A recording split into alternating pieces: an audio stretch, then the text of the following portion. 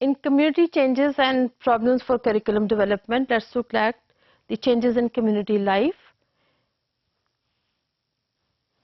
In early communities of people, generally people were united together, they were self-sufficient और interdependence बहुत ज़्यादा नहीं था.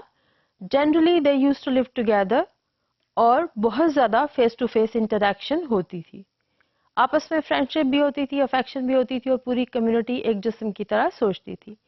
बहुत सादा सी एग्जांपल अगर हम पुराने वक्तों की ले लें जो आपके पेरेंट्स या आपके बाप दादा आपको बताते होंगे कि किस तरह से कम्युनिटी वेल नीट होती थी. कम्युनिकेशन का कोई जरिया नहीं होता था, कोई अखबार या खत पत्र नहीं होता था. किसी भी कम्युनिटी में अगर कोई फर्द जख्मी हो जाता था किसी भी तरीके से तो बाय वर्ड ऑफ माउथ वो इन्फॉर्मेशन पूरी कम्युनिटी में पहुंच जाती थी. लिहाजा कम्युनिकेशन का जरिया इंसान था और सिर्फ वो एक दूसरे को मैसेजेस के जरिए बता सकता था कि क्या हुआ है और उसके नतीजे में तमाम कम्युनिटी इकट्ठा होकर उस प्रॉब्लम को सॉल्व करने की कोशिश करती थी. जब इतनी वेल नेट कम्युनिटीज थी और इतनी क्लोज कम्युनिटीज थी तो वहाँ पर इंडिविजुअल बहुत ज़्यादा कनेक्टेड था अपनी कम्युनिटी के साथ और बहुत सारी चीज़ें कम्युनिटी की पसंद और नापसंद की बेसिस पर ही की जाती थी.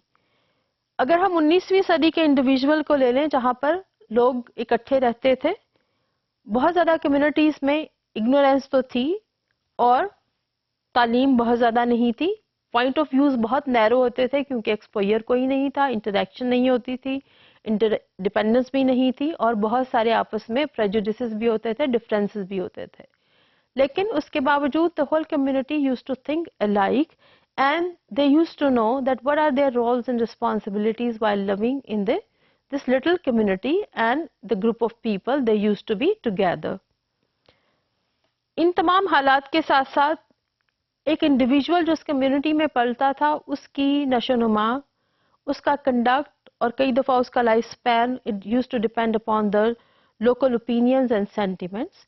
यानी वो उस माहौल में पैदा होता था जहाँ पर वो आइसोलेटेड मेंबर के तौर पर ट्रीट नहीं किया जाता था बल्कि उसको पूरी कम्युनिटी के रिवायात का ख्याल रखना पड़ता था और वैल्यूज़ को फॉलो करना होता था. The ideas are right and wrong and good and bad, correct and incorrect. They used to be influenced by the customs and tradition of that particular community. So individual सोच उस तरह से individual हरगिज़ नहीं थी बल्कि collectively ही सोचा जाता था. और ये उस कम्युनिटी का हम जिक्र कर रहे हैं जहाँ पर इंटरेक्शन सिर्फ कम्युनिटी में थी और कम्युनिटी का इंटरडिपेंडेंस दूसरी कम्युनिटीज़ के साथ बिल्कुल नहीं था. तब्दीली कैसे आती गई कि विद द टाइम अगर हम आज देखते हैं तो इसमें बहुत सारी तब्दीली आ चुकी है. ओल्ड फैशन कम्युनिटीज़ तकरीबन ख़त्म हो चुकी हैं और नई कम्युनिटीज़ बदल गई हैं जिसमें इंडिविजुअल सोच, उसके प्रोफेशन, उसकी लाइकिंग और डिसलाइकिंग, उसके प्रोफेशन और जिन लोगों के साथ इंडिविजुअल काम करता है उसकी बेसिस पे डिफाइन की जाती हैं और उससे वो बिल्कुल भी डिविएट नहीं कर सकता क्योंकि प्रोफेशन ने डिफाइन किया है कि उसका राइट एंड रॉन्ग क्या होगा, उसकी लाइकिंग या डिसलाइकिंग क्या होगी. क्योंकि अब इंडिविजुअल ने इस वेल निट कम्युनिटी से निकलकर एक इंटरडिपेंडेंट और उस कम्युनिटी में जिंदा रहना है जहाँ पे डिवीजन ऑफ लेबर बहुत ज़्यादा हो चुकी है और यहाँ पर इंटरडिपेंडेंस उसकी प्रोफेशनल लाइफ के लिए भी बहुत ज़्यादा ज़रूरी है.